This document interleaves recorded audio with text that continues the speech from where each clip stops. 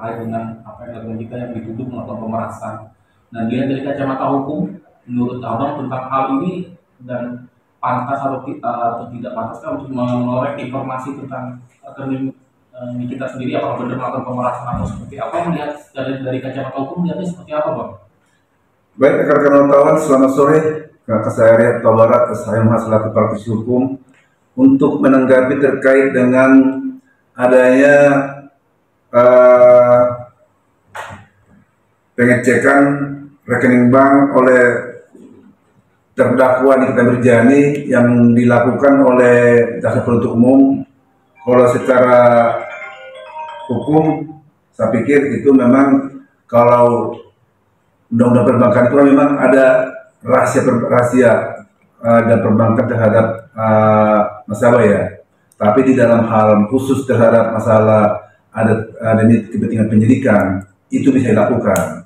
Jadi saya melihat bahwa jaksa penuntut umum melakukan tracing terhadap rekening bank daripada Nikita Mirzani selaku terdakwa itu tidak ada masalah karena terkait dengan ada di dalam dakwaan mereka kan ada di samping ada beberapa dakwaan yang kita dengar itu kan ada dakwaan tentang masalah pemerasan, ada juga dakwaannya masuk dengan tentang masalah undang-undang TPPU ya. Jadi mereka mungkin mau tracing itu aliran uangnya kemana. Jadi itu tidak ada masalah.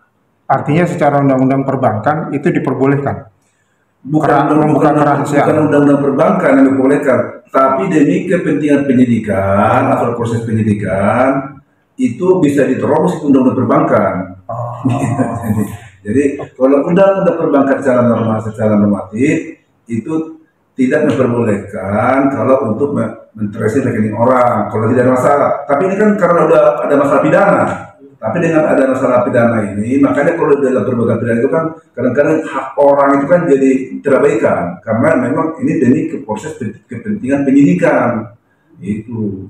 Oke, berarti mengenai keberatan daripada pihak Nikita Mirzani dan akan membawa kasus ini ke kasus hukum lagi, melaporkan lagi, artinya pihak bank yang akan dilaporkan oleh pihak Nikita Mirzani, apakah itu pas atau bagaimana, Mas? Kalau menurut saya sebagai praktisi hukum itu kurang tepat arahnya. Karena apa? Harusnya rekan-rekan misalnya lawyer yang kuasa penyelidikan ini tahu bahwa itu kan artinya kan karena ini melakukan proses penyidikan. Jangankan cuma tracing rekening perbankan. Kalau untuk penyidikan pada ini juga ada suatu indikasi ada pencucian uang, disita pun bisa kan? Kan gitu, disita itu langsung objek yang ada di sana atau rekening yang ada di bank itu bisa ya, bisa. Oke. Jadi mau dibekukan mau di apa itu bisa sama seperti dulu kalau kalian ingat ya, klien saya yang paling ramai itu waktu itu masalah kasus Panji Gumilang, rekeningnya semua diblokir ya.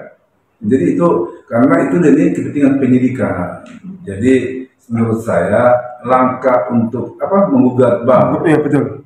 Ya saya pikir kurang terarah karena bank kan itu kan bukan keinginan banknya, tapi keinginan hukum yang menginginkan, hukum yang menginginkan demi kepentingan proses penyidikan kan gitu. Oke, Bang, kalau misalnya jaksa yang minta kan, jaksa itu bertugas melakukan itu atas dasar apa? Atas dasar undang-undang kan gitu.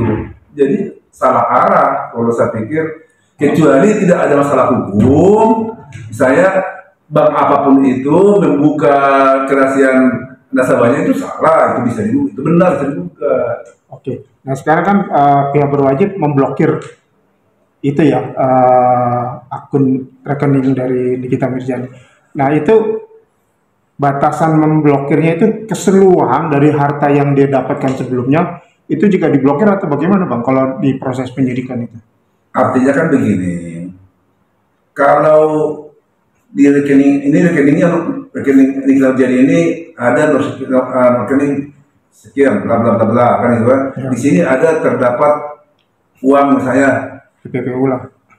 Diduga ada hasil TPPU, mau seluruh atau sebagian. Tapi kan yang diblokir kan begitu blokir nomor itu, berarti terblokir semua. maupun misalnya ada contohnya yang diduga misalkan sana ada misalnya 4 miliar, padahal di rekening itu ada misalnya 100 miliar, ya terasa terblokir dulu, kan diblokir kan.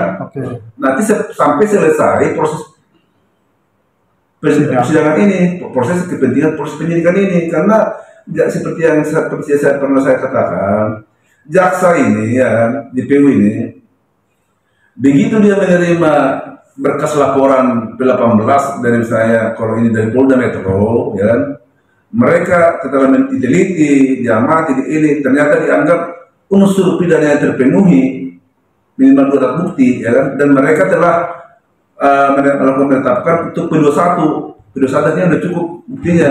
P21 kan berarti berkas diterima dan menerima juga P21 tahap 2 itu berarti orangnya yang terima, kan gitu. Ini setelah itu mereka melakukan suatu dakwaan. Begitu mereka melakukan suatu dakwaan untuk memperkuat dakwaan mereka ini, mereka semua harus mengejar bukti dari mana-mana untuk membuktikan, bekerja keras mereka untuk membuktikan dakwaannya ini supaya terpenuhi. Itu tugas utama mereka.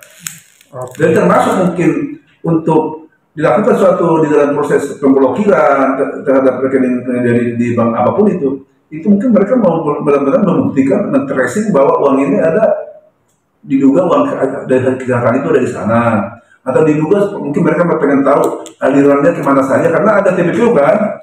Itu. Oke.